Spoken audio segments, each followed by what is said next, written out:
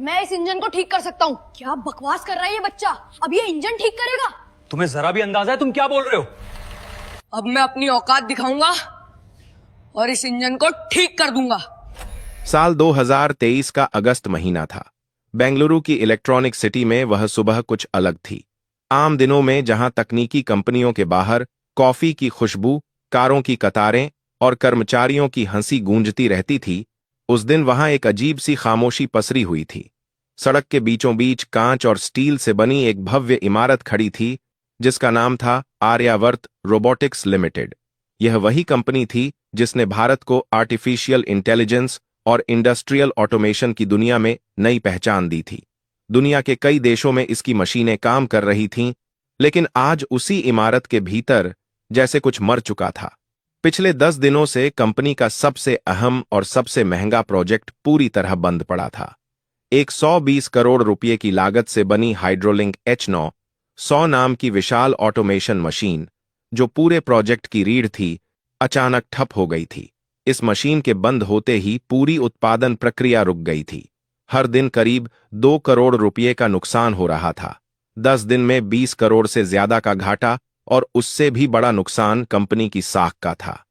आज तक आर्यावर्त रोबोटिक्स में ऐसा कभी नहीं हुआ था। देश और विदेश से बड़े बड़े इंजीनियर बुलाए जा चुके थे। जर्मनी, जापान और दक्षिण कोरिया से आई टीमों ने मशीन का हर हिस्सा जांचा।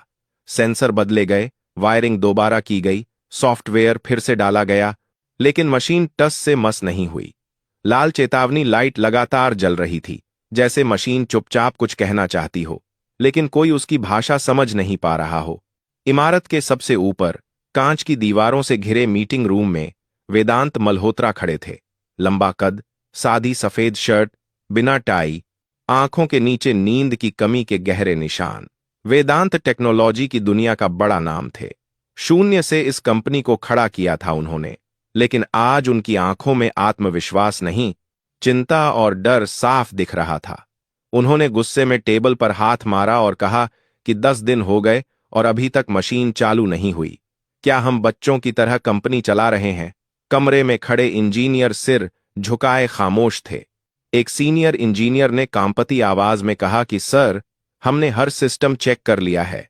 Sensor, control unit, hydraulic system, software, सब कुछ सही दिख रहा है। दूसरे इंजीनियर ने बताया कि जर्मनी की स्पेशल टीम भी 3 दिन से लगी हुई है, लेकिन असली समस्या पकड़ में नहीं आ रही। वेदांत ने गहरी सांस ली। गुस्सा अब चिंता में बदल चुका था। उन्होंने सख्त लहजे में कहा कि आज पूरा सिस्टम फिर से शुरू से चेक होगा और शाम तक रिपोर्ट चाहिए। मीटिंग खत्म हुई।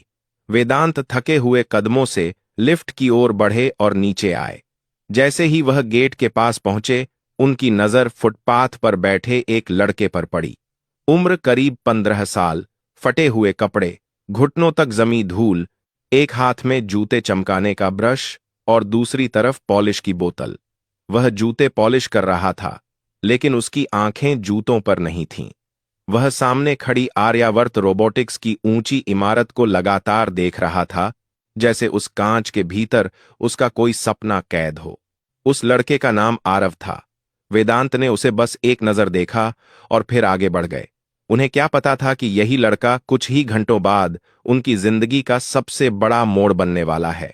आरव हर दिन यहां आता था। सुबह जूते पॉलिश करता, दोपहर में चाय वाले की मदद करता और शाम को फिर इसी जगह बैठ जाता।